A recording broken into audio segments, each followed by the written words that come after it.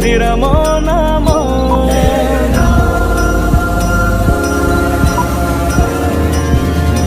रघुवंश तिलक से पुरुषोत्तम, लखे गंगा स्नान से श्रीराम नाम।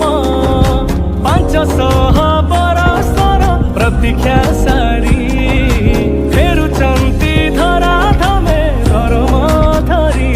घंटा घंटा हुलहुली 5 दीप दिय जाली सज करी